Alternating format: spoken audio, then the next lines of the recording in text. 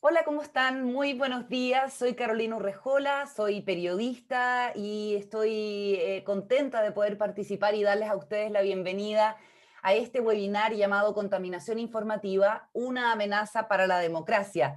Es bastante evidente que estamos viviendo momentos muy desafiantes y de mucha expectación para nuestra democracia, con todos los procesos electorales que tenemos por delante y sobre todo con el proceso constitucional. Así es que es muy importante poder reflexionar por los mensajes que pueden enturbiar este proceso, que es algo que evidentemente ya hemos estado viendo. Bueno, la idea entonces es reflexionar acerca de los posibles impactos que lo que llamamos contaminación informativa, que son rumores, noticias falsas que intencionada o inintencionadamente se echan a correr, el funcionamiento de los algoritmos, en fin, qué efectos pueden tener y qué impactos en nuestra democracia, como decíamos, en estos meses que vienen de tantos eventos electorales, y que es además algo que hemos estado viendo en otros países. Bueno, el PNUD en Chile está trabajando en el proyecto Construyendo un ecosistema para enfrentar la contaminación informativa y fomentar la legitimidad y participación en el proceso constitucional de Chile, y por eso es el convocante a este webinar. Y en el contexto de este proyecto se suscribió un acuerdo de subvención con el Instituto Milenio de Investigación sobre Fundamentos de los Datos para que el Programa Nacional, para el Programa de Naciones Unidas para el Desarrollo, digo, cuente con una adecuada y completa sistematización que ayude precisamente a entender y a enfrentar esto que llamamos contaminación informativa. Así es que vamos a estar poquito más de una hora 20 minutos, conversando sobre este asunto con los panelistas que nos acompañan. Brevemente los voy a saludar antes de darle el pase a Claudia Mojica, que es la representante residente para el Programa de Naciones Unidas en Chile. Patricio Santamaría, presidente del CERVEL, ¿qué tal? Un gusto saludarlo. ¿Qué Marcela tal? Ríos, Encantado. representante residente, asistente del PNUD en Chile. ¿Qué tal, Marcela? Un gusto. Hola, buenos días, Carolina. Sebastián Valenzuela, investigador del Instituto Milenio de Investigación sobre Fundamentos de los Datos y académico de la Universidad Católica de Chile. ¿Qué tal? Buenos días, Sebastián. Hola, buenos días, Carolina, gracias. Y Margarita Mayra, coordinadora de incidencia del proyecto Ahora nos toca participar, que nos va a aportar perspectivas desde la sociedad civil. ¿Cómo estás, Margarita? Buenos días. Muy bien, gracias por la invitación, felices de estar acá. Bueno, y le vamos a dar la palabra a Claudia Mojica como dueña de casa, representante residente del Programa de Naciones Unidas para el Desarrollo en nuestro país. Les cuento que Claudia, para quienes no la conocen en detalle, es salvadoreña de nacionalidad, tiene más de 20 años de experiencia profesional en relaciones internacionales, tanto en Naciones Unidas como en la Organización de Estados Americanos. Su experiencia está en las áreas de la diplomacia, preventiva, apoyo a procesos de paz. Ha estado en misiones de paz en Burundi, en Costa de Marfil, Guatemala y Haití. Ha trabajado con la Oficina del Alto Comisionado para los Derechos Humanos en Ginebra y en la Oficina Ejecutiva del Secretario General de Naciones Unidas en Nueva York. Claudia, un gusto saludarte. Adelante. Muchas gracias, Carolina. Buenos días. Es un gusto dar la bienvenida en nombre de la oficina del PNUD, de mi colega Marcela Ríos, que estará acompañándonos el día de hoy, y en el mío propio a esta actividad. Quisiera de nuevo saludar y agradecer la presencia con nosotros del presidente del Consejo Directivo del Servicio Electoral, Patricio Santamaría, también Sebastián Valenzuela, a Margarita Mayra y Carolina, gracias por acompañarnos. Nos complace realmente mucho darles la bienvenida a este evento sobre la contaminación informativa. Tenemos como intención promover un debate acerca de cómo abordar y responder de una manera efectiva a este fenómeno. Y esto en pos de asegurar el futuro y la calidad de la democracia. Los desafíos que plantea la desinformación, la información falsa y la información maliciosa, si podemos llamarla de esta manera, competen tanto a la esfera del sector público como a la sociedad civil. Por ello, encontramos que resulta imprescindible trabajar de una manera mancomunada para que la información que circule sea confiable, sea correcta, a la vez que asegure una comunicación rápida y abierta con el público en este momento de comunicaciones inmediatas. En este contexto es importante recordar que los procesos democráticos requieren igualdad de condiciones para todas las personas involucradas y requieren también información adecuada y posibilidad de deliberación. Esto es de particular relevancia para grupos de personas que han estado tradicionalmente alejados de estos procesos, como los jóvenes, pueblos originarios, las mujeres y personas en situación de pobreza. El rápido desarrollo del Internet, de las redes sociales y la inteligencia artificial han tenido un impacto sin precedentes en la forma que ciudadanas y ciudadanos acceden a la información, la utilizan y la comunican. Y si bien estos avances han contribuido a crear procesos de gobernanza más inclusiva, transparente, han contribuido por otra parte al fenómeno de la contaminación informativa y también a la desinformación deliberada, lo que implica riesgos y desafíos para la integridad de los procesos democráticos. Chile, por supuesto, no está exento de esta contaminación de la información. Además, en un contexto de importantes dinámicas políticas y sociales a las que se suman los desafíos presentados por la pandemia de COVID-19. Solo para mencionar un ejemplo en este contexto de la pandemia, a falta de actividades presenciales, las campañas políticas dependen en gran medida de las redes sociales, que a su vez corren el riesgo de ser utilizadas como una herramienta de desinformación. En el marco de la Agenda 2030 de Naciones Unidas, para PNUD es prioritario dentro de nuestro trabajo la promoción de instituciones sólidas que permitan avanzar y consolidar un desarrollo sostenible. Esta solidez requiere de acciones concretas y es por ello que desde PNUD, con el apoyo del Instituto Milenio de Investigación sobre Fundamentos de Datos y con el financiamiento del Centro de Gobernanza de PNUD con sede en Oslo, este es uno de los 5 centros de política global que tiene el PNUD, estamos desarrollando acciones para apoyar a los actores nacionales a enfrentar la contaminación informativa en Chile. Intentamos lograr una comprensión del ambiente de información electoral y de las fuentes principales que pueden contribuir a dicha contaminación. Todo lo anterior se enmarca de una manera más amplia dentro de nuestro trabajo como parte del sistema de las Naciones Unidas en Chile, desde donde apoyamos los esfuerzos nacionales para alcanzar los objetivos de desarrollo sostenible de la Agenda 2030 y particularmente en lo que concierne al evento de hoy, el objetivo número 16 sobre paz, justicia e instituciones sólidas. Este trabajo busca cultivar un ecosistema de información para aumentar la legitimidad y la participación de todos los actores involucrados, incluyendo, por supuesto, las instituciones públicas, los actores políticos, el sector privado, la sociedad civil y también, muy importante, el mundo académico. Esperamos con ello contribuir a fortalecer la confianza de la ciudadanía hacia los distintos medios de comunicación y a abordar de mejor manera los desafíos que involucra el fortalecimiento democrático. Desde el PNUD agradecemos mucho su participación en este evento y también su compromiso y colaboración.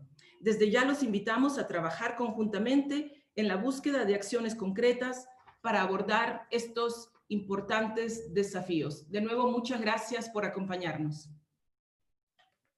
Muchas gracias, Claudia. Quisiera contarles que estamos recibiendo sus preguntas para una sección que vamos a tener al final, que le pueden hacer preguntas a los panelistas. También quiero contarles que tenemos, como pueden ver, traducción simultánea y pueden acceder en la parte inferior de su pantalla. Y ahora a los participantes, antes de empezar a darle la palabra y partir con el presidente del Consejo Directivo del CERVEL, les pido por favor que miren a cámara porque nos vamos a sacar la foto oficial de este evento. Así es que la mejor cara, 1, 2, 3. A la Claudia le vamos a pedir que reinicie su cámara. Creo que estoy desconectada por los organizadores. A ver si podemos reconectar la pantalla. Ahí estamos. 1, 2, 3. Foto oficial. Muy bien. Seguimos entonces con la exposición de Patricio Santamaría, que es presidente del Consejo Directivo del Servicio Electoral de Chile, abogado de la Universidad Católica de Valparaíso, doctor en Derecho y Ciencias Sociales de la Universidad de la República de Uruguay. Por más de 30 años ha prestado asistencia técnica en materia de derecho y política electoral, ha sido asesor legislativo además, y en el ámbito de la academia ha dictado cursos sobre derecho público y derechos humanos. ocupó el cargo de subsecretario general de gobierno en el periodo 2003-2005. El año 2013 fue designado por el presidente de la República con acuerdo del Senado como miembro del Consejo Directivo del CERVEL, la máxima instancia de dicha institución, y asumió por unanimidad como presidente del Consejo en agosto del 2013 y fue reelegido por otros 4 años a partir de febrero del 2017. Adelante, Patricio.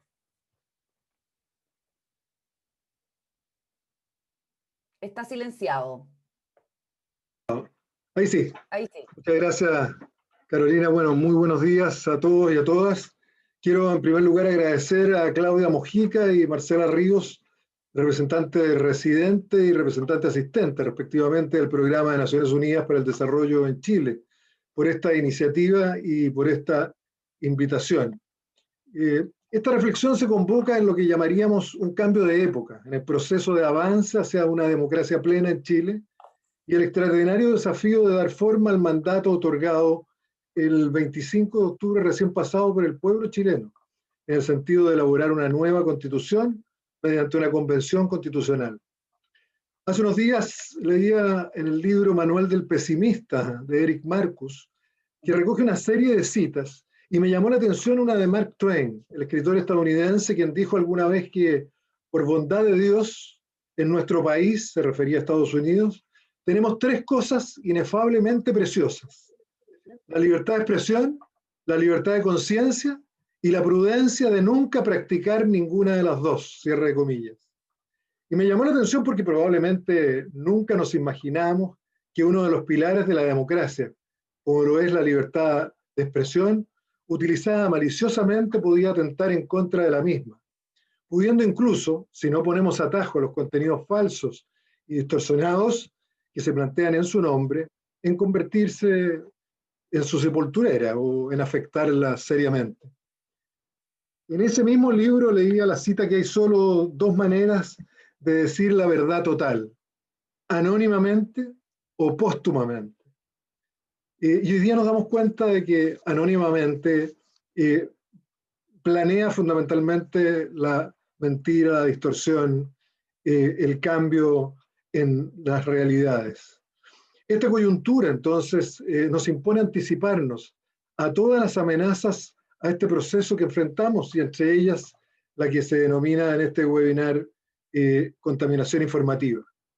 El proceso constituyente que me demanda especialmente, y el hecho de que en este panel participen expertos reconocidos en la materia que acá trataremos, me exime de analizar muchas aristas del tema y evitar repetirme en lo que he expresado en instancias anteriores, como al asumir la presidencia junto a la presidenta del TRICEL, de la Asociación de Organismos Electorales de América del Sur, también denominado Protocolo de Quito, sin perjuicio de comentar que en la oportunidad señalamos que queríamos situar esta reflexión en el preámbulo del protocolo, en cuanto a que las autoridades electorales de la región reafirmaban la fe inquebrantable en la democracia como el sistema que ofrece a los pueblos la posibilidad de lograr sus derechos civiles y políticos, económicos, sociales y culturales, el legítimo ejercicio de su libertad y soberanía.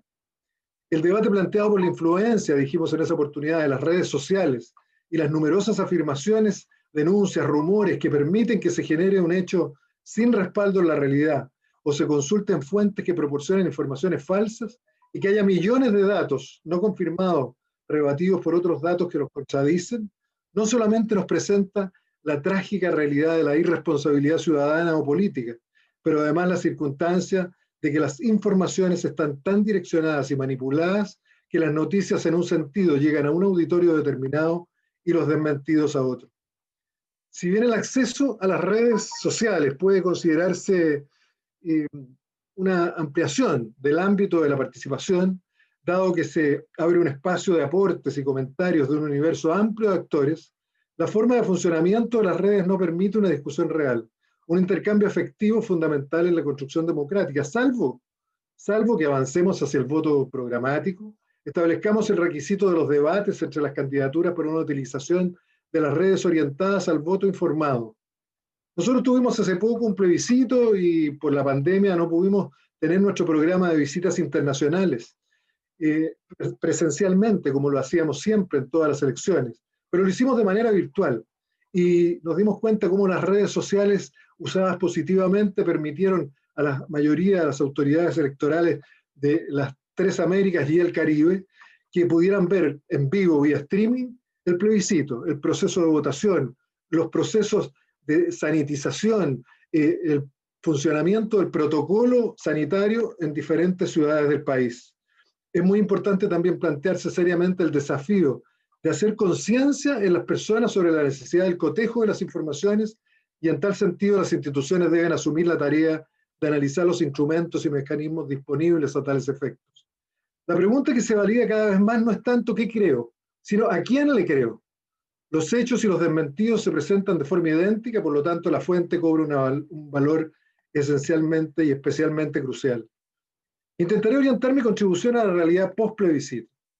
Un intercambio como este no solamente permitirá mirar el tema de la contaminación informativa en términos del proceso constituyente, sino en cuanto a un dilema que podría requerir algún tratamiento constitucional que aborde desapasionada y casi comedidamente, como dijera el genial ex secretario general de la CEPAL y ex canciller de Uruguay, Enrique Iglesias, sobre el desarrollo latinoamericano.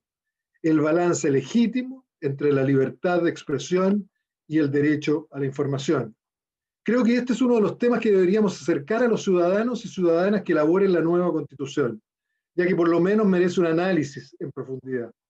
En verdad, por otro lado, como lo señalan diversos actores, que noticias falsas, inexactitudes y calumnias han estado presentes desde siempre en los medios de comunicación, pero también es cierto que el nivel de consumo de los medios digitales es infinitamente superior al de cualquier otro medio. Hasta hace poco tiempo, 4.000 millones de personas, más de la mitad de la población mundial, tienen acceso a Internet y 3.000 millones tienen acceso a las redes sociales. Hay algo que se extraña y que debería también orientar el futuro, la sanidad de las redes sociales, y es el periodismo responsable de investigación que ha puesto de manifiesto tantas verdades y enaltecido la labor de comunicación. Antes de referirme a lo que estamos haciendo en el CERVEL, que más bien le pediré a Karen Agüez, jefa de la unidad de comunicaciones, quien montó un sistema precisamente para evitar este flagelo que hoy día afecta, o este virus que afecta a la democracia, y para avanzar de alguna manera y modestamente en la iniciativa que tuvimos, quisiera, y en un homenaje a mis profesores de Filosofía del Derecho y Derecho Constitucional de la Universidad Católica de Valparaíso, recordar lo que nos transmitieron en torno a la postura de Aristóteles en cuanto a la verdad, y que creo que me darán una base para lo que posteriormente trataré rápidamente de desarrollar. Aristóteles pensaba que la verdad se basa en el conocimiento y en el alma, surgiendo del conocimiento una opinión verdadera y del alma una acción recta. Diríamos entonces que ese conocimiento significa la responsabilidad de analizar y entender, y la acción recta el evitar difundir lo que no cumple esas condiciones. A ello está vinculada otra frase del filósofo que recuerda que no basta con decir la verdad, sino además demostrar la causa de la falsedad. Él entiende que demostrar la mentira puede ser necesaria para que nos crean. Aristóteles sin duda definió 300 años antes de la era cristiana las encrucijadas que el presente nos presenta y nos plantea. La necesidad de explorar y denunciar falsedades y la de entender las razones de quienes las difunden, más allá de intereses políticos, económicos, espurios, no debe estar ausente en nuestra tarea. Pensando este ámbito de la buena fe, nos encontramos con emisores y receptores crédulos de estas falacias, fundamentalmente por una desinformación endémica y una falta de interés, o lo que es peor, de oportunidades de formación ciudadana. Considero que la iniciativa de Naciones Unidas en torno al esquema verificado, que insta a los ciudadanos y ciudadanas a tomarse una pausa para analizar y contrastar la información que viene siendo empleado en materia de producción de las redes sociales en torno al COVID-19, es un interesante recurso que debería ser difundido en otras áreas y que trataremos de desarrollar en el CERVEL conjuntamente con las actuales acciones que probablemente Karen describirá también más adelante. Esta iniciativa del CERVEL ha buscado también hacerse cargo de generar el pensamiento crítico. Lamentablemente, el año 1997 se eliminó del currículum escolar la educación cívica y la educación ciudadana. Nosotros hemos generado una web educativa, www.formacionciudadana.cervel.cl, donde se han incorporado guías de estudio para profesores, estudiantes, ciudadanas y ciudadanos para el desarrollo del pensamiento crítico. Esta iniciativa del CERVEL ha buscado suplir de alguna manera la orfandad en materia de educación cívica y formación ciudadana. Creemos que el alma de la que hablaba Aristóteles, que es uno de los componentes del alma de Chile, puede resurgir y fortalecerse con iniciativas como las que estamos desarrollando. En este punto, finalmente quisiera señalar como un imperativo moral que la democracia es contaminada no solo por noticias falsas, sino por el uso de las redes sociales para las violaciones graves de los derechos humanos, como pornografía infantil, el racismo, la xenofobia, la homofobia, la trata de personas y otros crímenes similares. Si bien eso excede la competencia del CERVEL, debe ser parte de la preocupación colectiva y de la mancomunidad de esfuerzos tecnológicos para perseguir dichas aberraciones. Esperamos que los mecanismos de protección constitucional puedan hacerse cargo de estas amenazas a la dignidad de las personas. Es fundamental en esto, y ya lo señalaba de alguna manera nuestra anfitriona, el trabajo conjunto de las distintas instituciones estatales, las instituciones, organizaciones internacionales y también la sociedad civil. Y a modo de conclusión, entonces me permito reiterar toda la disposición del CERVEL para continuar participando en estos valiosos esfuerzos, como el de este conversatorio y en eventuales programas de cooperación en los que podamos constituir un aporte. Agradezco nuevamente a las organizadoras, a la moderadora, a Carolina y al resto del panel. Yo tendré que retirarme porque estoy convocado a 2 comisiones en el Congreso donde estamos sacando y poniendo y tratando de apurar las modificaciones que permitan emparejar la cancha a los fundamentalmente independientes que quieren participar. Pero quiero terminar deseando nos inspiren las palabras de nuestra Gabriela Mistral, comillas: tener patria es un regalo al que tarde en tarde hay que corresponder. Cierre de comillas. Correspondamos a nuestra patria con la realidad de una constitución como la poetisa seguramente soñó, y comprometámonos a fondo a hacer frente de manera inteligente y valiente a todas las amenazas que, como la contaminación informativa, puedan poner en riesgo la democracia que empezamos a profundizar. Muchas gracias. Muchísimas gracias, Patricio, por la participación y el mensaje inspirador al cierre. Lo liberamos entonces para que pueda cumplir con sus labores que son tan importantes, y cualquier cosa, seguimos aquí apoyándonos en el equipo del CERVEL para subsecuentes dudas. Muchas gracias, Carolina. Me despido de todos, pero lamentablemente tenía este compromiso previo. Se entiende, no es menor la responsabilidad. Mucho éxito en todo. Hasta luego, gracias. Hasta luego. Bueno, vamos a continuar con este webinar sobre los riesgos de la contaminación informativa para la democracia, además en un contexto tan dinámico, donde están pasando tantas cosas. Basta ver lo que ocurrió en la elección estadounidense. Después con Sebastián vamos a poder profundizar en eso, con las compañías tecnológicas también empezando tímidamente recién a hacerse cargo de lo que pueden ser mensajes falsos y censurando o complementando los tuiteos del propio presidente de la República. Bueno, vamos con la exposición ahora de Marcela Ríos, representante residente, asistente para el Programa de Naciones Unidas para el Desarrollo en Chile, que es doctora en Ciencias Políticas de la Universidad de Wisconsin, magíster en Ciencias Sociales Flaxo, especialista en Política Comparada de América Latina y Estudios de Género, Sistemas Electorales y Política e Igualdad de Género, coordinadora e investigadora responsable de Auditoría a la Democracia, Más y Mejor Democracia para un Chile Inclusivo, y la serie de estudios Más y Mejor Democracia del PNUD en Chile, editora de Mujer y Política, el impacto de las cuotas de género en América Latina, profesora de distintas universidades, directora de Comunidad Mujer y Espacio Público. Ha integrado, Marcela, las comisiones asesoras presidenciales para la reforma al sistema de pensiones 2014-2015, contra los conflictos de interés, tráfico de influencias y la corrupción, conocida como Comisión Engel, el año 2015, y la reforma al sistema electoral del año 2006. Adelante, Marcela. Muchas gracias, Carolina, por acompañarnos, y a todos y a todas quienes nos acompañan hoy día. Este es un tema, como se ha planteado antes, que es de profunda preocupación para nosotros desde el PNUD.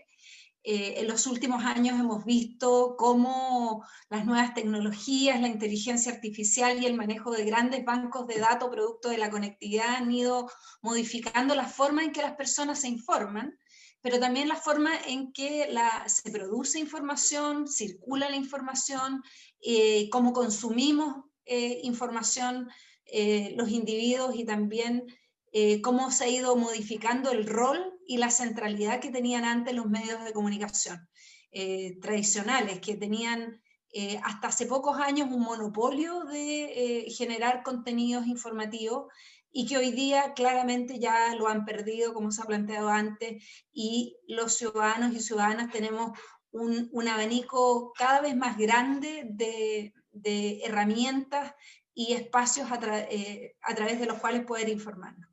Al principio, hace unos años atrás, había una gran expectativa y esperanza de que todas estas transformaciones tenían solo implicancias positivas para la democracia, que iban a contribuir fuertemente a igualizar el ejercicio de derechos y que iban a permitir que cada uno de nosotros pudiera producir información, compartir información, como igualando la cancha, disminuyendo, por ejemplo, el poder del dinero en la producción y en el control de las agendas de debate público.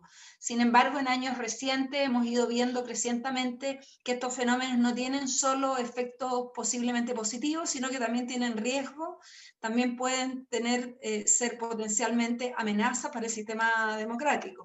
Desvirtuar procesos políticos, desvirtuar campañas electorales.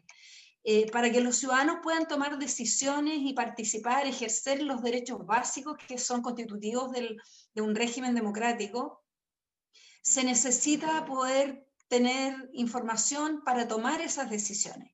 Y enfrentando un volumen apabullante de información, estamos todos los días bombardeados por redes sociales, por medios alternativos, por medios formales, y por campañas deliberadas de generar y producir información que no siempre es verídica. Cada ciudadano y ciudadana tiene que realizar una tarea que es de verdad titánica, imposible, para definir qué es creíble y qué no es creíble, cuáles son fuentes verídicas de información y cuáles no lo son.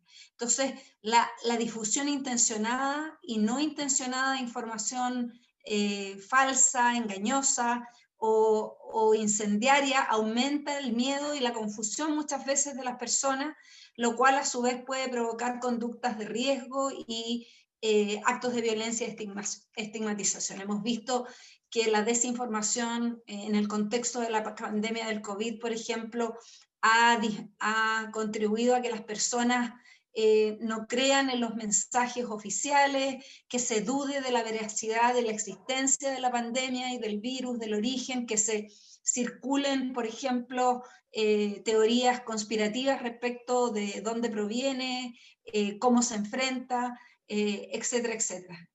Así como también ocurre respecto de otros temas. La circulación de información, entonces, errónea, de manera accidental o deliberada, es particularmente riesgosa en contextos donde hay ya una baja confianza interpersonal y baja confianza en las instituciones.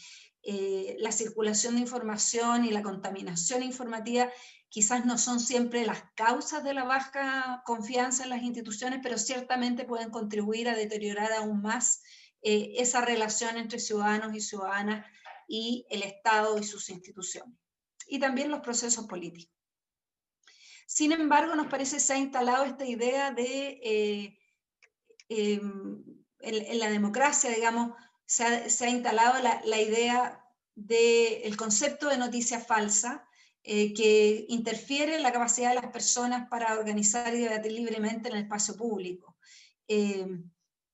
Pero nosotros desde el PNUD pensamos, digamos, y esto es un trabajo que se viene realizando a nivel internacional, a nivel mundial. El PNUD ha armado una iniciativa global para enfrentar estos problemas, porque efectivamente, como decíamos antes, la distorsión de la información y la contaminación informativa que dificulta la toma de decisiones por parte de los ciudadanos puede tener además implicancias relevantes respecto de los procesos democráticos.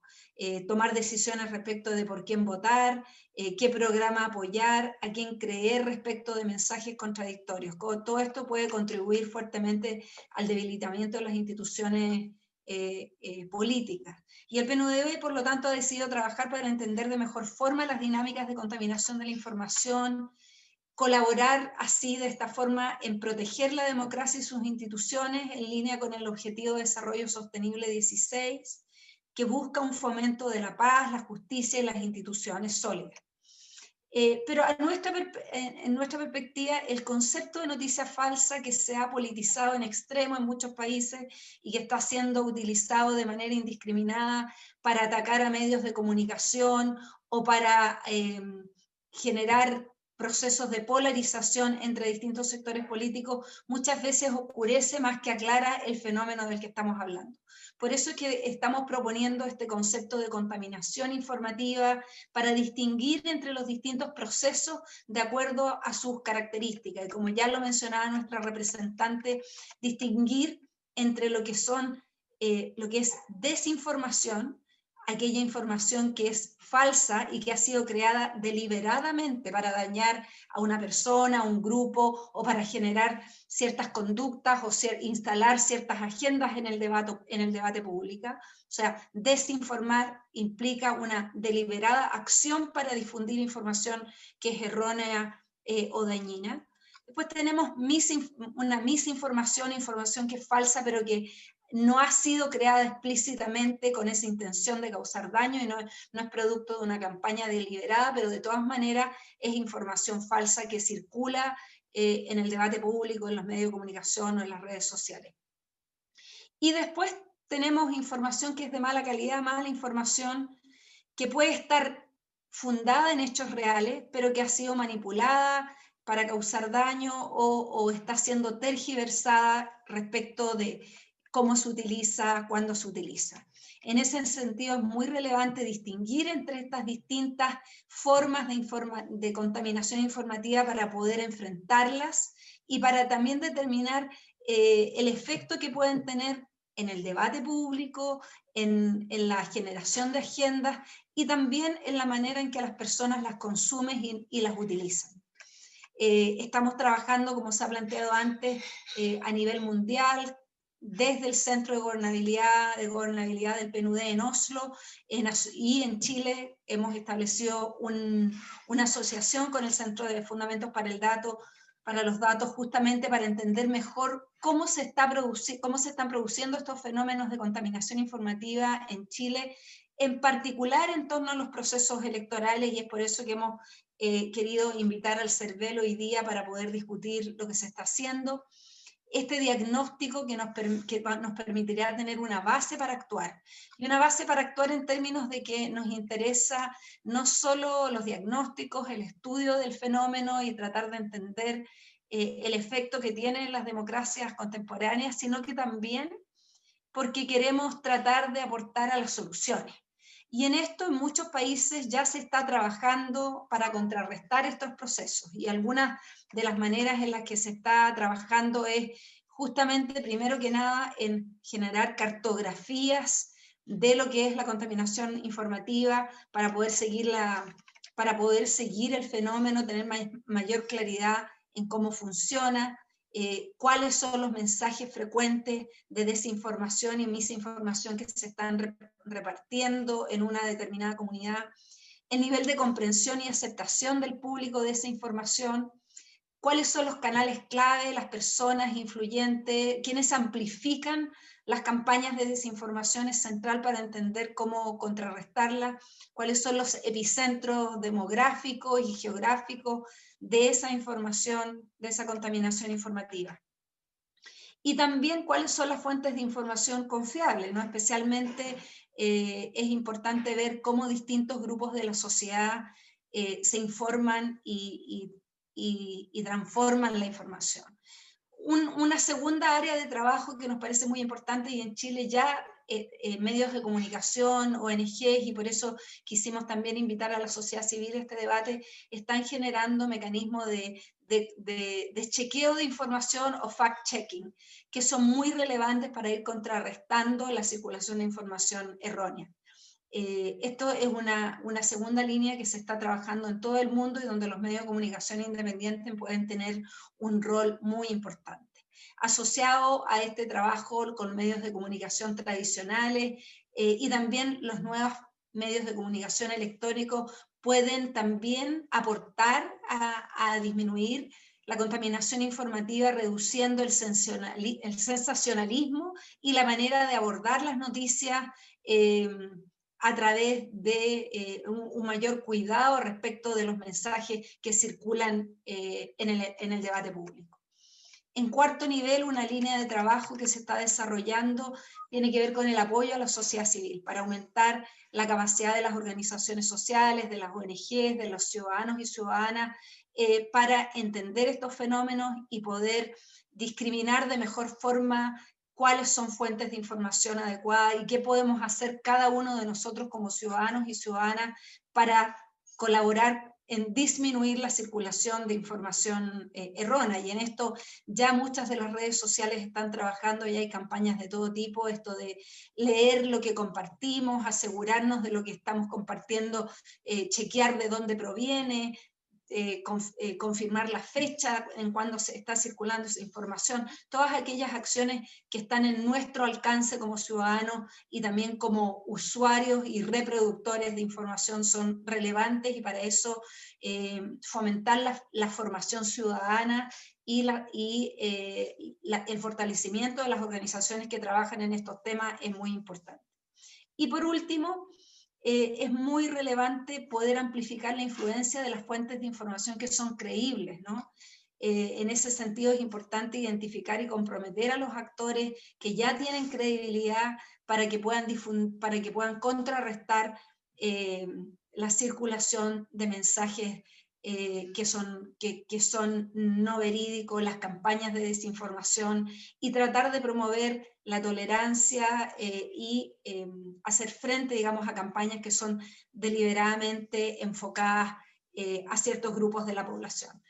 Termino diciendo que para nosotros este es un trabajo que está recién comenzando, tenemos enormes desafíos por delante, vamos a tener otros conversatorios durante este año y vamos a seguir trabajando en colaboración con el servicio electoral, en colaboración con el mundo académico, en colaboración con la sociedad civil para ayudar a la sociedad chilena a enfrentar en particular los procesos de contaminación informativa que pueden afectar los procesos democráticos, el proceso constituyente, el ciclo de elecciones que se inicia con el plebiscito de entrada y que concluye con el plebiscito de salida del proceso constituyente en el 2022.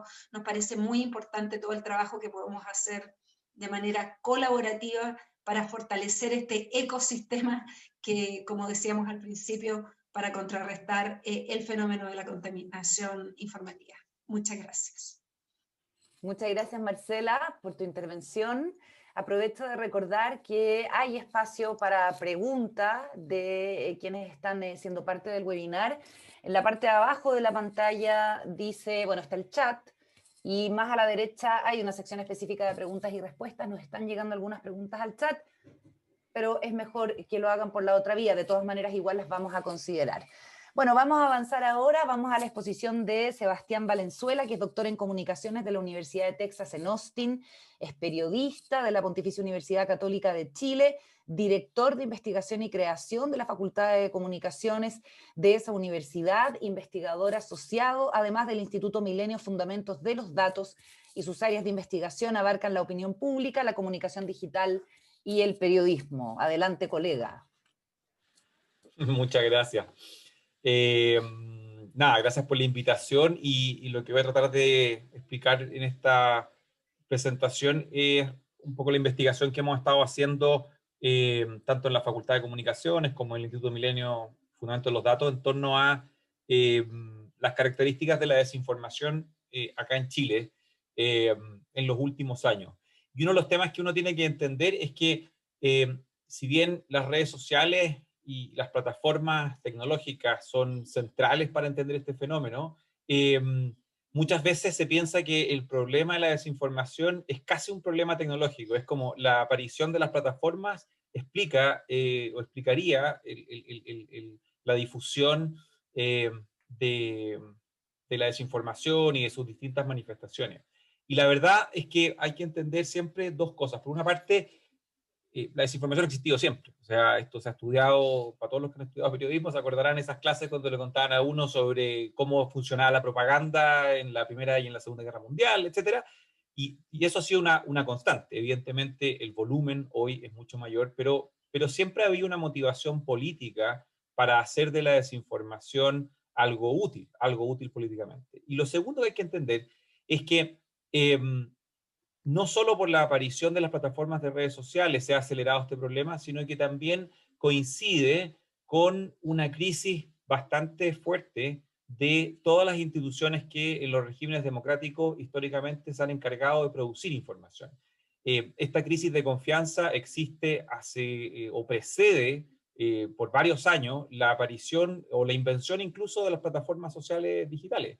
Nosotros en Chile, particularmente desde los años 90, el propio PNUD con sus estudios, llevamos discutiendo sobre por qué Chile es un caso como niño símbolo de desconfianza en todo tipo de instituciones y para qué decir también en confianza interpersonal. Y esto solo se ha acelerado. Entonces, hay varias condiciones como históricas que preceden, ¿no es cierto?, a la aparición de las plataformas sociales y que están asociados, ¿no es cierto?, a esta aparición y esta necesidad de algunos actores de producir desinformación o de usuarios que sin querer queriendo la distribuyen y son parte. Pero evidentemente, con la aparición de las plataformas sociales, este problema se ha acelerado y su alcance obviamente es mucho mayor. Y eso explica por qué muchas veces asociamos hoy el concepto de desinformación como un problema tecnológico. Pero lo que quiero decir con todo esto es que es un problema mucho más estructural de lo que uno cree y no tiene que ver solamente con un tema de plataforma, sino que también tiene que ver con un proceso político, tiene que ver también con un tema incluso regulatorio, tiene que ver también con la forma en que los propios usuarios en el fondo se van desarrollando ciertas competencias digitales. Y entonces, cuando uno tiene que pensar en la parte de soluciones, hay que comprender que es un problema estructural y siendo un problema estructural se requieren aproximaciones de carácter estructural. Yo soy más bien de la idea de que la desinformación hay que convivir con ella, hay que ojalá reducirla, hay que combatirla, hay que estar, pero pensar de que existe una llave mágica, incluso como el fact-checking, no lo es. Y eso es porque hay que entender de que el problema de la desinformación no es solo uno de falta de información, y tiene mucho más que ver con otros elementos. Por ejemplo, esto que yo decía de ser funcional. Bueno, para darles un poco el ejemplo de dónde vienen estas ideas, nosotros estuvimos investigando durante el estallido social. Bueno, veníamos estudiando el tema de antes, pero el estallido social fue un contexto bien interesante para analizar el fenómeno de la desinformación, porque tenemos una conjunción de elementos que lo hace un caso muy particular desde el punto de vista de la desinformación. La desinformación tiende a surgir cuando hay momentos de incertidumbre. Cuando hay mucha incertidumbre, hay cierta demanda por desinformación. ¿Y por qué hay demanda? Porque la desinformación, aquello que no está verificado, muchas veces nos provee de una certeza o una falta de certeza para entender lo que está pasando. Piensen, por ejemplo, hoy vivimos en pandemia, nadie sabe muy bien por qué surgió este virus, el llamado coronavirus. A mucha gente simplemente le cuesta aceptar de que este virus no fue manufacturado en un laboratorio y prefiere creer de que esto fue inventado en un laboratorio para tener una suerte de explicación de algo que realmente tenemos una gran signo de interrogación. Toda la evidencia científica demuestra que este es un virus de origen natural, no fue creado en un laboratorio. Sin embargo, grandes porcentajes de la población cree que fue en el fondo manufacturado. ¿Por qué? Porque te permite llenar un vacío explicativo. ¿Cómo es posible que la humanidad en el siglo XXI, el 2020, se vea totalmente paralizado a nivel planetario por un simple, entre comillas, virus? Esta cuestión no puede ser así, esto tiene que haber sido inventado. Entonces, muchas veces la desinformación, lo digo, permite llenar ciertos vacíos. El estallido social en Chile particularmente es un momento de gran interrupción de todo tipo de rutinas, es un evento inesperado, es un evento que tiene además características de todo orden, no solamente políticos y sociales, sino incluso interrupción de la vida cotidiana, hay impacto económico. Bueno, cuando se genera un nivel de incertidumbre tan grande, nosotros ya sabíamos de que la demanda por desinformación va a ser bastante alta. Pero aún más cuando es un hecho particularmente de carácter político. La política también hace que haya actores que con tal de avanzar una posición o contrarrestar una posición que consideran contraria, pueden ver en la desinformación una manera de poder operar políticamente. Esto se ha visto siempre en las elecciones, bueno, y ahora teníamos. Entonces, lo que nosotros hicimos fue estudiar este momento del estallido para poder cuantificar el problema en Chile y ver cuánto es el volumen de desinformación que se produce, poder también comprender quiénes son las personas más susceptibles a verse expuestas y a creer que esto que no está verificado es verdad, o sea, que lo asume como algo, como una información. Y finalmente ver si esto tiene consecuencias en el actuar político de las personas, ya sea, no solamente en el actuar político, sino también en sus actitudes. Y lo que nosotros encontramos es de que en la época del estallido, en el fondo haciendo análisis por encuesta y midiendo distintas cosas, una de las cosas que encontrábamos es que efectivamente la posición política de los individuos es muy predictora, era muy predictora de qué tipo de desinformación la gente se expuesta y a qué tipo de desinformación le cree más. Y aquí el clásica idea del sesgo de confirmación, esta idea de que yo tiendo a creer aquella desinformación que avanza mis puntos de vista que me representa y tiendo a desconfiar de aquella que está en contra, bueno, esto se producirá perfectamente. Y nosotros dijimos, bueno, esto es como entendible y es como esperable. ¿Qué rol juegan las redes sociales? Obviamente la gente que más se informaba por redes sociales estaba más expuesta a desinformación, entonces de nuevo, ok, esto hace sentido, hay sesgo de confirmación, las redes sociales fomentan estos espacios. Lo interesante fue que después este mismo estudio lo repetimos en la mitad de la pandemia. Agarramos a esta muestra de 1.500, 1.600 personas que nosotros habíamos estado analizando todo lo que había pasado en la época de noviembre y diciembre con ellos, y los volvimos a analizar, a medir qué tipo de desinformación se habían expuesto durante la época del COVID-19, durante el PIC, qué posiciones tenían, etc. Y una de las cosas que encontramos, siendo que es el mismo grupo de personas que analizamos, es que el mundo de la desinformación en torno a un tema como el COVID-19 era totalmente distinto a el mundo de la desinformación y las conclusiones que habíamos sacado en torno al estallido social. Aquí, por ejemplo, en vez de ser las personas, la identidad política, un filtro importante para ver qué tipo de desinformación la gente se exponía, aquí en la época de la pandemia, en cambio, empezamos a ver cosas como que la edad, es decir, las personas mayores de 45 años, estaban mucho más desinformadas sobre el COVID-19 y las formas de contagiar, etcétera, que las personas más jóvenes, siendo que habíamos encontrado lo contrario en la época del estallido, donde los más jóvenes estaban más desinformados y la gente mayor estaba mejor informada sobre lo que estaba ocurriendo, etcétera. Después encontramos cosas como temas de confianza. La desinformación en el estallido estaba fuertemente asociado a una profunda desconfianza en instituciones como el gobierno, el Estado, la justicia, la policía, etcétera.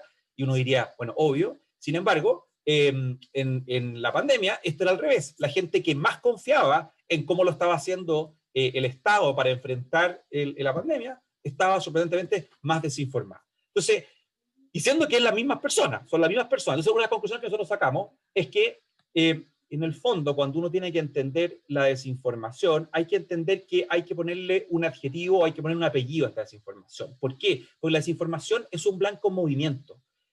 Distintas temáticas afectan de manera distinta a diferentes segmentos de la población. Entonces, esto es un blanco movimiento que lo hace muy difícil. Cuando hablamos de desinformación hay que especificar, estamos hablando de un asunto eminentemente político, estamos hablando de la desinformación en torno, por ejemplo, al calentamiento global, que en algunos países como Estados Unidos es un gran problema, el que la gente cree o no cree ese calentamiento global. En Chile, obviamente, por suerte, mucho menos eso. Pero distintas temáticas afectan de distintas formas a las personas. Y esto hace entonces que cualquier solución o programa de intervención tenga que tomar en cuenta estas diferencias.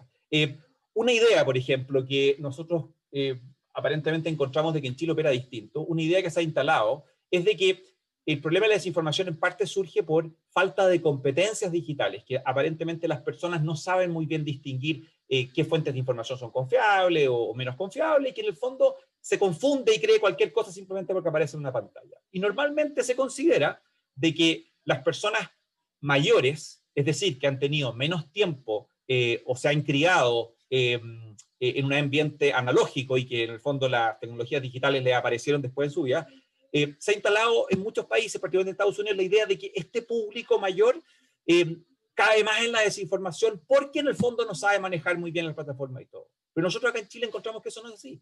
Encontramos de que puede ser que el tema de la edad haga un efecto, por ejemplo, en cuanto uno crea en desinformación en un tema como la pandemia, pero es totalmente lo contrario en un tema político como el estallido social. Y entonces, esto hace de que algo que suena como razonable, como, oye, hagamos programas de alfabetización digital y todo, bueno, tengamos que preguntarnos, ¿y a qué público?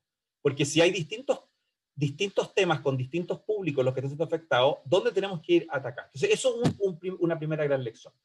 Una segunda lección que nosotros sacamos es de que independientemente de estas diferencias, una de las cosas que consistentemente encontramos es de que la exposición a, y sobre todo la credibilidad de esa información, en el caso particular de Chile, está fuertemente asociado a mayor interés por participar en distintos ámbitos de la vía pública, ya sea mayor interés en participar en protestas, ya sea online o en la calle, pero particularmente también más interés en participar en procesos como plebiscitos u otros como los que vamos a tener.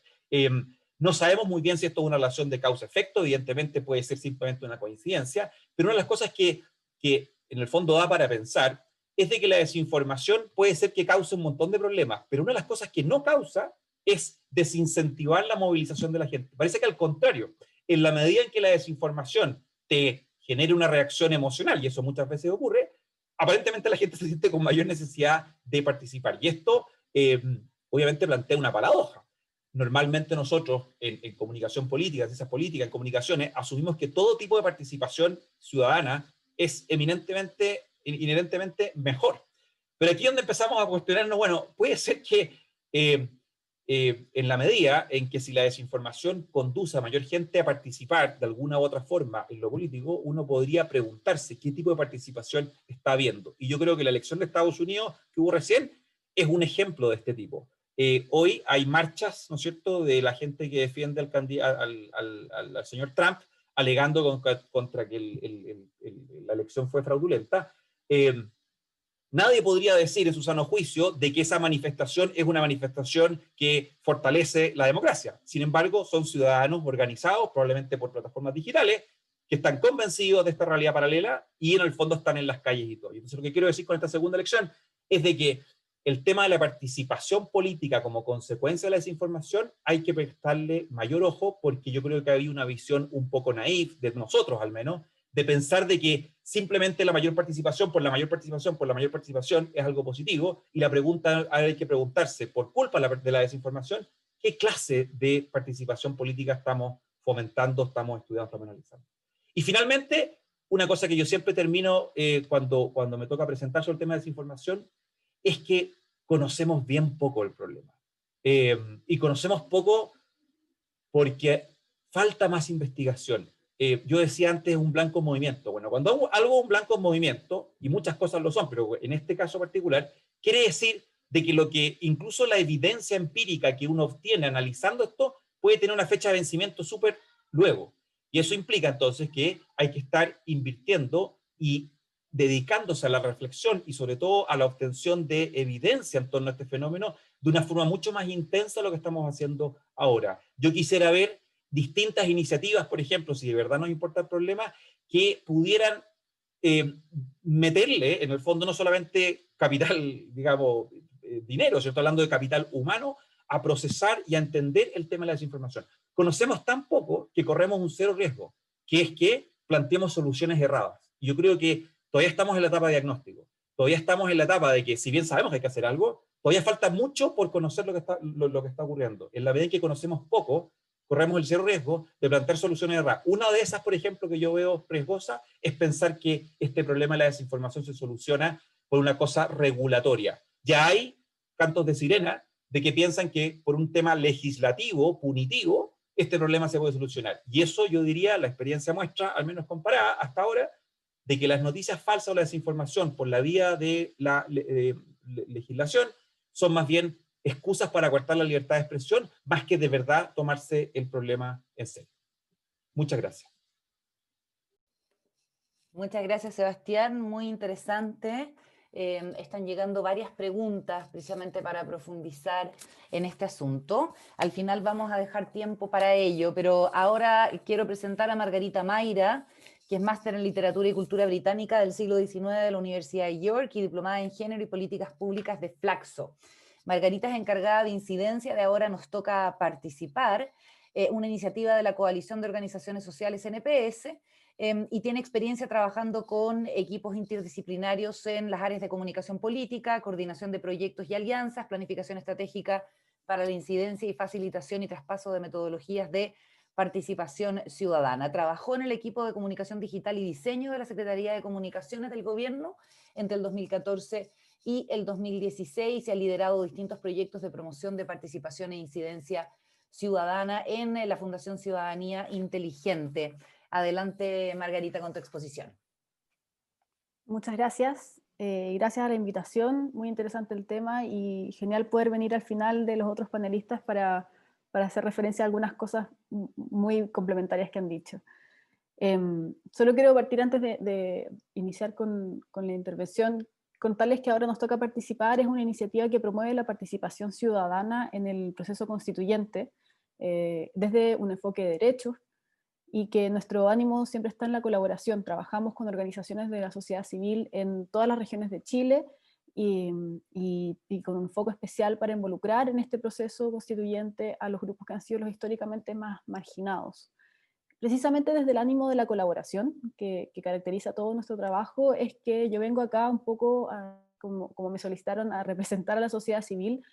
Procuré conversar con varios colegas de distintas organizaciones e iniciativas que están trabajando el tema de la información contaminada desde distintas aristas para poder traer una visión que no será muy acabada, porque hay mucho que decir y el tiempo es poco, pero no puedo dejar de hacer referencia a que en esto no son solo reflexiones desde Ahora Nos Toca Participar, sino también de derechos digitales, de Fake News Report, que es uno de nuestros consejeros en la región de Biobío, de la plataforma Contexto y específicamente de la patita de chequeo de la información que se llama Contexto Factual y de la Fundación Interpreta que trabaja con Contexto. O sea, ahí tuve la oportunidad de conversar con muchas personas y profundizar en las reflexiones en torno a esto que es un tema tan terrorífico como profundo.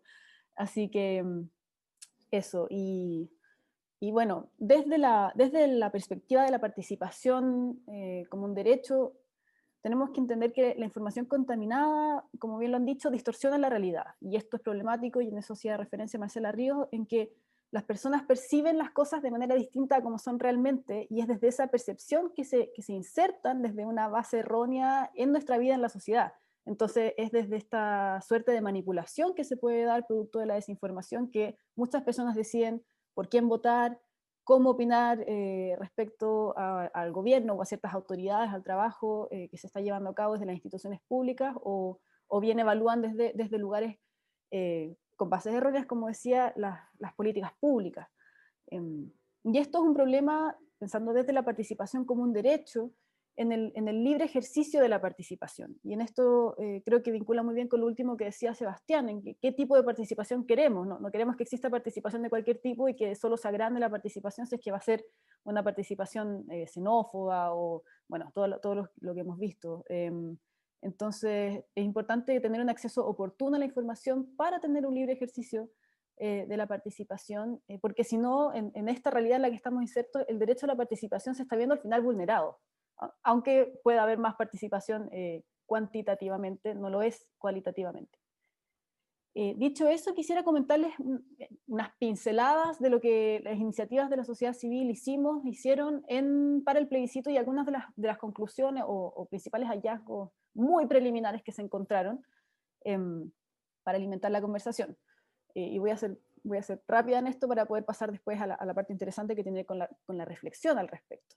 Primero que nada, todas las plataformas concuerdan en que hubo, y eso no es ninguna novedad, desinformación deliberada en el plebiscito, y En esto hubo posicionamiento de hashtags, por ejemplo, en Twitter, que es la plataforma más política, por así decirlo. Se dominó de manera artificial la conversación política con una estrategia de copamiento, o sea, muy pocas cuentas llenaron la conversación con ciertas ideas, con ciertos conceptos, para instalar una noción de que había más conversación respecto a ciertos temas de los que había realmente. O sea, alteraron los algoritmos para darnos a entender a todos de que esos temas o esas preocupaciones o esas posturas eran más grandes de lo que eran realmente.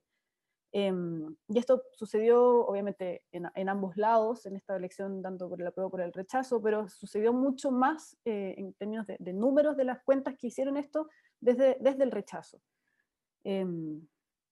Hubo desinformación, derechamente, en que se hizo circular información falsa y en esto genial que el CERVEL haya podido aclararla. En eso también saludamos el trabajo que se hizo y donde nosotros desde ahora nos toca participar y también desde Derechos Digitales le procuramos enviar todas las alertas que nos llegaban a nosotros sobre todo desde regiones, personas que preguntaban como, ¿esto es verdad que solo se puede ir a votar con mascarilla, que no sea desechable, que sea como cosas muy chiquititas, pero que al final confundían a la gente y generaban un clima como de dificultad en torno a todo esto. Y una cosa que también salió mencionada en las intervenciones anteriores es que la desinformación provino en buena parte de cuentas anónimas, que muchas veces se habla de estos troll centers, no sabemos quiénes están detrás y probablemente hay un esfuerzo concertado entre estas cuentas anónimas, posiblemente pagadas por alguna preferencia política, pero también hubo mucha desinformación difundida desde personas que tienen seguidores, personas reconocidas, humanos, digamos, que tienen muchos seguidores y que tienen influencia sobre la gente y que en este caso me permito decir que están usando esa influencia de manera irresponsable. Incluso autoridades electas que difundieron información falsa y que incluso supimos de diputados que estaban difundiendo volantes con información falsa, con ciertas narrativas políticas, por ejemplo, diciendo que la Convención Constitucional iba a ser, no iba a tener ciudadanos, solo iba a ser gente de la política y que por lo tanto iban a ser los mismos de siempre, y un poco diciendo no voten por esa opción, siendo que todos sabemos que no sabemos todavía quién va a componer esa convención porque tenemos que votarlo en abril.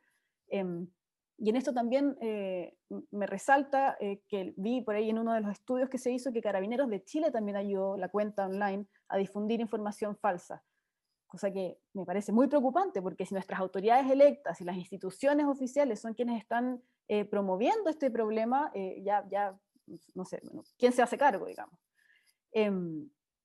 Y bueno, ya más sumado esto de la desinformación offline, que como bien lo decía Sebastián, siempre ha existido, pero llama la atención, como que existan panfletos o en la misma franja también se vio que había una narrativa que de promover esta diferencia entre la convención de la gente y la convención de los políticos, entonces mejor no hagamos nada y votemos rechazo. Y en general todo esto, una conclusión que se ve es que se genera una falsa sensación de que el rechazo tendría mucho más apoyo del que finalmente tuvo. O sea, tuvimos un 78% de votación por el apruebo y en las reflexiones que compartí con mis colegas, nadie pensaba que iba a lograr ese nivel de votación. No sé cuál habrá sido el caso de ustedes, pero existe la sensación de que quizás nos dejamos llevar por una realidad que se estaba mostrando a través de las redes sociales que no era fidedigna con lo que realmente estaba pasando offline, digamos, o con lo que se vio en el voto finalmente. Dicho todo esto, algunos de los desafíos que vemos en torno al problema de la información contaminada es que, bueno, las elecciones que más se afectan con este problema no son las que están más reñidas, que no era el caso ahora en el plebiscito, pero sí podemos predecir que para las elecciones de abril tenemos un riesgo latente porque vamos a tener muchísimas candidaturas, va a ser difícil encontrar información acabada y certera, incluso para quienes tenemos las herramientas a mano para hacerlo. Y aquí algunos datos que también me compartieron mis colegas que me parece muy importante tener en perspectiva, es que en Chile 1/3 de las personas se informan exclusivamente a través de redes sociales, es decir, que no ocupan otros medios para verificar la información, la prensa, etc. A nivel de país, confiamos tanto en las redes sociales, hay un 1% de diferencia entre cómo percibimos, un estudio dice, la veracidad de la información en redes sociales y la que nos da, por ejemplo, las radios, que son medios tradicionales más confiables. Y bueno, todo lo que ya se mencionó de que las instituciones públicas no cuentan mucho con la confianza de la gente, pero esas son las fuentes oficiales de información, entonces está esa dicotomía. Y que el 70% de las personas no distinguen una noticia real de una falsa. Entonces, todo eso agregado a lo anterior nos levanta ciertas alertas y bueno, tendremos que ponernos manos a la obra. Luego, otro desafío que vemos que es muy importante es que en general se tiene esta noción, y lo mencionaba también Marcela, de que las redes sociales son el nuevo espacio público de debate, una especie de versión digital de la vida en la plaza pública, digamos, más todavía en pandemia cuando estamos todos encerrados en nuestras casas, o muchos de nosotros. Pero las lógicas de las plataformas no responden a esto, no responden al debate público, responden a tratar de que la gente quede adentro conectada el mayor tiempo posible. Y eso no se logra cuando te muestran posturas distintas a la tuya, gente que no está de acuerdo con lo que tú piensas. La diversidad no te ayuda a quedarte en ese lugar, todo lo contrario. Entonces el fomento que tiene estas plataformas es demostrarte mensajes que son similares a lo que tú ya piensas, para que te sientas cómodo y te sigas enganchando y te sigas enganchando. Entonces al final no estamos teniendo debates digitales sobre política. Estamos construyendo burbujas que creemos que son representativas de la sociedad y de lo que pensamos, y no es así. Y esto acrecenta las distancias entre las distintas posturas, hablándole al final solo a los que piensan igual que uno. Y eso, el tercer desafío es que, lo sabemos, y lo mencionaban también, esto polariza a la sociedad, nos polarizan las posturas políticas, cada quien más metido en sus propias trincheras, en un momento que estamos en Chile, en que lo único que necesitamos es diálogo. Si queremos consensuar un nuevo pacto social de qué es lo que queremos como país y construir entre todos esta nueva constitución que nos va a regir de manera distinta, para ojalá traer más armonía, etc.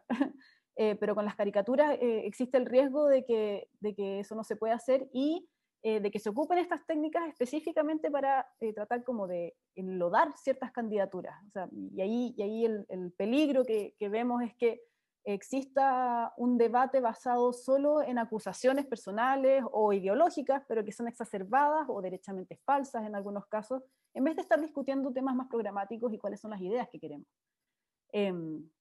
Y a eso, bueno, sumado a que las noticias falsas apelan a la emocionalidad, y en eso los discursos de odio son súper efectivos, porque en el fondo nos agarran desde la guata, no desde la cabeza, porque si uno lo piensa mucho se da cuenta que hay algo raro. Entonces juegan con nuestros sentimientos, nos sentimos inseguros, y entonces ahí, como para encerrarse en el espacio más cómodo porque tenemos miedo, nos quedamos en esta burbuja. Y sumado a todo esto, además, está el problema de que los medios digitales, y en especial los más chicos, tienen incentivos para que las personas puedan entrar a los sitios, porque ahí es donde está la publicidad que financia ese periodismo. Pero entonces es bueno poder publicar una noticia con aseveraciones que sean medias sensacionalistas de ciertas personas para atraer esas visitas a los sitios, siendo que quizás eso en términos como de la democracia no es tan buena idea, pero también tienen que lograr parar la olla, en fin, como todo un tema. Entonces, y con esto ahora voy a terminar la última partecita, es que maneras de combatirlo: alfabetización digital, y lo decía Sebastián y lo recojo, muy importante, dirigido específicamente a los distintos grupos, porque la gente no sabe cómo, en general no sabemos cómo funcionan las redes sociales, pero no sabemos cómo funcionan de manera distinta, y ahí súper buen punto el que decía Sebastián. Nosotros en Ahora Nos Toca Participar hicimos una campaña que se llamaba Protégete de la Información Contaminada, junto a la Organización de Estados Iberoamericanos, donde abordábamos esto, proponiendo que la gente busque fuentes confiables, que revisen si los medios también están hablando de esos temas o si es solamente una cuenta, de tener cuidado cuando la información apela a los sentimientos, preguntarse si estamos leyendo una opinión o un hecho, que a veces es difícil de distinguir, si es que es publicidad o no, o sea, ahí distinguir cuando las publicidades, los posts son pagados, por ejemplo, y la importancia de la pedagogía de reportar, que vimos que por fin empieza a tener algún tipo de incidencia al que las personas digan, oye, hay algo raro con este tweet. Por primera vez lo vimos en vivo con la situación del presidente Trump, que Twitter le puso ahí como, oye, esta información, te enojo ahí, que es un avance, nunca antes las plataformas habían hecho nada así. Y creando espacios de debate, nosotros ahí en Ahora Nos Toca Participar vamos a estar promoviendo eso, y sobre todo promoviendo un trabajo intersectorial y colaborativo, que al final, bueno, es en general lo que nosotros promovemos, pero en este caso es muy puntual, o sea, no solo para repensar el modelo de nuestro periodismo, que es muy necesario, pero también que las universidades y otras instituciones puedan trabajar con las organizaciones, las iniciativas que están haciendo fact-checking, que están haciendo estos monitoreos y estudios de la situación de la formación contaminada, y sobre todo que el CERVEL pueda acoger esto como parte de su misión, y en eso es genial todo lo que decía Patricio, de que tienen el interés y la voluntad, porque comenzamos con un trabajo tripartito entre organizaciones de la sociedad civil, el CERVEL y las plataformas de las redes sociales, y eso tiene que quedar mucho más profundizado para que tenga un real impacto en la democracia y en las próximas elecciones. Y que hay algunas ideas de solución que podemos seguir profundizando. Muchas gracias. Muchas gracias, Margarita. Bueno, vamos rápido con algunas de las preguntas que nos han enviado, porque no nos queda mucho tiempo. Quisiera partir con lo que nos plantea, y esta es una pregunta que se la vamos a hacer a Sebastián.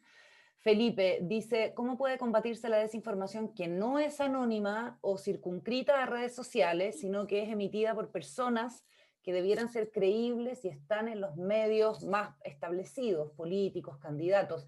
¿Veremos en Chile, se pregunta, por ejemplo, medios de comunicación no reproduciendo dichos de una autoridad, como ha pasado en Estados Unidos en las últimas semanas? Es una buena pregunta. Es mucho más fácil pensar la desinformación como si viniera de ciudadanos, ¿no es cierto? Como dice ahí Felipe, anónimo.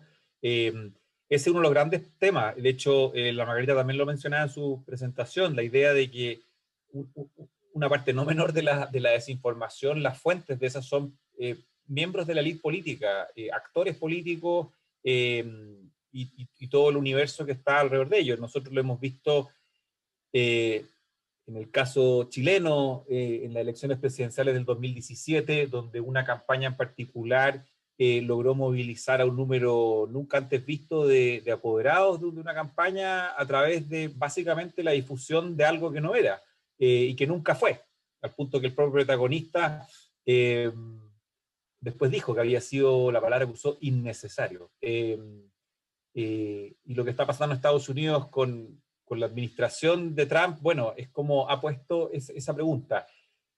Yo el otro día tuve una discusión muy larga con un argentino que él decía de que los medios de comunicación no podían quitarle el micrófono a autoridades políticas, aún si estaban desinformando, porque eso era información, o más bien diría, contenido de carácter público y de interés, etcétera, y que eso era constituir abiertamente una censura.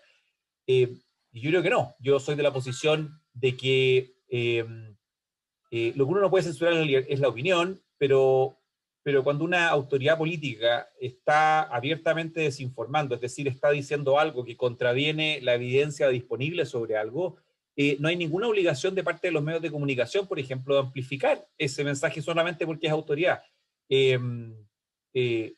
Como decía alguien por ahí alguna vez, uno tiene derecho a sus propias opiniones, pero no tiene derecho a sus propios hechos, y en el fondo ese es un tema, pero no estamos acostumbrados, yo diría que los medios de comunicación, no estamos acostumbrados a tener que hacernos esta pregunta, ¿qué hacemos si las autoridades abiertamente están desinformando? Pero yo creo que es hora de empezar a hacerlo, es que si no, vamos a tener como dos tipos de prácticas. Cuando la dice cualquier persona que no tiene poder, vamos a hacer accountability de eso y vamos a atacarlo, pero si lo dice cualquier persona que tenga poder, en nombre de la libertad de expresión, vamos a poner el micrófono. Eso a mí me genera un poco de... me genera de ruido, pero no tengo la llave tampoco exacta, porque ¿qué pasa? O sea, no sé, el caso del señor Trump es como muy paradigmático. El Washington Post el otro día nos dijo que es como acumula no sé cuántas falsedades por día, y la pregunta entonces es como, ¿qué hacemos? ¿No? ¿Dejamos de ponerle un micrófono simplemente porque cada vez que habla? Igual es un tema interesante. Yo creo que simplemente por principio, en todo caso, creo que particularmente las personas que tienen un cargo de representación popular no se la pueden llevar, como decimos en chileno, pelada, en el sentido de que tiene que haber accountability, y a veces la forma más fuerte es cuando se les quita el micrófono. Es un recurso un poco límite, pero claramente hay ahí una tarea que hay que aprender a manejarla y hacerla, y hay que hacerlo más de lo que históricamente hemos hecho en Chile, al menos con los medios, que es que simplemente por una autoridad le ponemos el micrófono y lo que diga la vamos a transmitir, y total, si dice algo que no es, bueno, después se verá. Yo creo que hay que empezar a tener un manejo más activo, porque lamentablemente, como digo, las élites políticas están siendo parte del problema más que la solución. Pablo Pérez pregunta para Marcela, ¿qué herramientas recomiendan ustedes para lograr un mayor compromiso en la búsqueda de fuentes fidedignas para informaciones en personas que nunca han tenido ganas de informarse de nada, nunca jamás, que creen cualquier cosa que se les pueda presentar formalmente y que además tengan prejuicios e ideas formadas en ciertos ámbitos como es la política? Bueno, yo creo que es importante acá tener claro lo que decía Sebastián, y en eso nosotros estamos trabajando no solo en Chile, sino que a nivel mundial, que primero hay que tener bastante más información de cómo funcionan estos fenómenos. Segundo, que yo creo que no hay que pensar que las personas comunes y corrientes creen toda la información que reciben, digamos. O sea, todos aplicamos filtros. Y entonces creo que hay que dar bastante más crédito a los ciudadanos y ciudadanas respecto de cómo procesan la información, ¿no? Entonces, en ese sentido, nosotros por lo menos estamos primero trabajando en que hay que tener diagnósticos, cartografía sobre los fenómenos y tener información fidedigna respecto de estos procesos. Segundo, creo que hay que hacer campañas más que de alfabetización digital, de uso responsable de la información. Y creo que en eso pasamos en un corto tiempo de tener, casi nadie estaba trabajando sobre esto. Yo creo que por lo menos nosotros a nivel mundial, el PNUD, UNESCO, estamos trabajando fuertemente para que las personas individualmente nos hagamos responsables del uso de la transmisión de información. Y yo creo que en eso cosas como iniciativas como las que está impulsando Twitter, por ejemplo, que antes de poner retweet te pregunta, ¿quieres leer este artículo? Porque uno hace retweet leyendo el titular sin leer la noticia. Entonces, lee la información, chequea de dónde viene, mira la fecha. Yo creo que necesitamos hacer campañas de uso responsable. Y finalmente creo que hay una dimensión que tiene que ver con la política, que no está sujeta, no está sujeta solo a la regulación y tampoco a campañas de educación cívica, en el sentido de que hay una dimensión de estos fenómenos que no tiene que ver con la tecnología, sino que tiene que ver con las formas de la transformación de la relación entre la política y la ciudadanía, utilizando las nuevas formas de información, que tiene que ver con el deterioro de los vínculos de representación, con la debilidad que tienen los partidos y los representantes de vincularse a la sociedad, y por lo tanto creo que tenemos que seguir trabajando en buscar formas, en fortalecer a la política y a los partidos para que cumplan un rol también de fiscalización interna. O sea, creo que muchos de los problemas que tenemos provienen de falta de criterios éticos por parte de la política, que no vamos a resolver solo con formación a los ciudadanos y ciudadanas, ni tampoco vamos a resolver solo con mayores restricciones del uso de las plataformas. Si desde la política no hay algún tipo digamos, de control, de autocontrol, es bien difícil que logremos resolver muchos de estos problemas que tenemos. Entonces me parece que también otra línea de trabajo esencial es seguir trabajando con los actores políticos y con el compromiso de la autorregulación por parte de los actores políticos. Aunque sea algo que parezca como naif, creo que es algo respecto de lo cual no tenemos que abandonar ese trabajo. Me gustaría que le pudiéramos prender la cámara a la directora de comunicaciones del CERVEL, Karen Agüez, porque hay una pregunta para ella, y que tiene que ver con las facultades del organismo para ejercer un rol ante la desinformación. Karen, ¿debiera el CERVEL tener algún tipo de facultad para ejercer un rol ante la desinformación? Hola Carolina, mira, no sé si esta pregunta es precisamente para el CERVEL, ¿eh? Porque ahí como que tendríamos que entrar nosotros a responderle lo que debemos o lo que no debemos hacer. Ya aquí esto es una pregunta un poco delicado de responder, ya que dentro de las facultades que nosotros tenemos, no se encuentra esto como de rol en sí, ya como un rol fiscalizador. Sin embargo, es algo que nosotros tomamos de todas formas y algo que hemos combatido, como explicaba Patricio Santamaría al inicio de esta exposición, ya porque está dentro de nuestro rol de promover una participación ciudadana informada. Ya desde ahí nosotros tomamos este combate contra la desinformación y elaboramos distintas estrategias, utilizamos herramientas para combatirla y también nos asociamos con la sociedad civil, con los medios de comunicación y establecemos distintas alianzas. Pero de ahí como para tener facultades legales, yo no me atrevo a responder esa pregunta porque ahí tendríamos que entrar a preguntarle a otros actores si nosotros debemos o no debemos tener ese tipo de facultades legales. ¿Ya? Claro, al legislador. Pero han Así es. desarrollado y lo bueno, lo vimos para el plebiscito, algunas herramientas precisamente alertando sobre lo que pudiera ser información falsa en el proceso, ¿no? Sí, sí, así es. Mira, nosotros lo que hacemos básicamente es generar estrategias, ya, unas estrategias que tenemos con el equipo de comunicaciones, con el equipo de CERVEL también a lo largo del país, con las organizaciones de la sociedad civil, con el PNUD también estuvimos en conversaciones y logramos también establecer bastante colaboración al respecto, y también con los medios de comunicación y la ciudadanía, por cierto, ¿ya?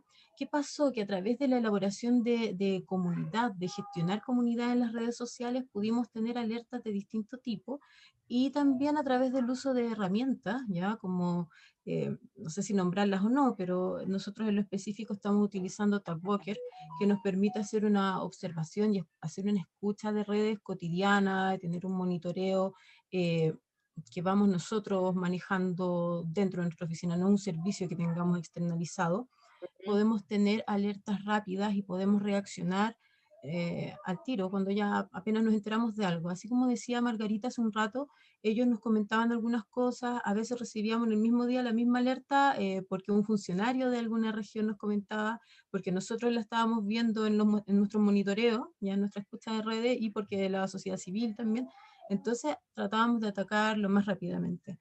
Y desde medios de comunicación también tuvimos una muy buena respuesta, porque lo tomaron también como una especie de bandera y se sumaron mucho a difundir lo que estábamos haciendo respecto de la desinformación. Ya tuvimos notas en distintos canales de televisión, tuvimos notas en distintos portales también informativos, donde pudieron ir replicando cosas que nosotros estábamos detectando y notificando como noticias falsas, y eso permitía llegar a estos otros públicos que no se informan por las redes sociales, pero que de repente les llegaba el WhatsApp, a lo mejor, un WhatsApp diciéndoles, uy, se viralizaba una información, pero ellos no podían ver nuestros desmentidos en Twitter o en nuestro sitio web o en nuestras propias redes, ¿ya? O no nos seguían a nosotros. Entonces, en ese sentido, yo creo que logramos generar distintas estrategias que hicieron que de partida nos llegara a nosotros información que era falsa y tuviéramos reportes también desde la ciudadanía con un compromiso bastante fuerte, y que cuando nosotros hacíamos también estos desmentidos tuvieran una viralización súper amplia. ¿Ya? De hecho, tuvimos uno el día previo al plebiscito, que fue una información de un escrutinio en Nueva Zelanda, ¿ya? Que daba ya unas proporciones ya cuando no se había abierto ninguna mesa todavía, y en media hora ya teníamos pero una cantidad muy alta de retweets, la gente se comprometió en compartir esto y ya esto es muy falso. Así que en ese sentido Perfecto. nos fue bastante bien. La pedagogía de reportar que mencionaba Margarita.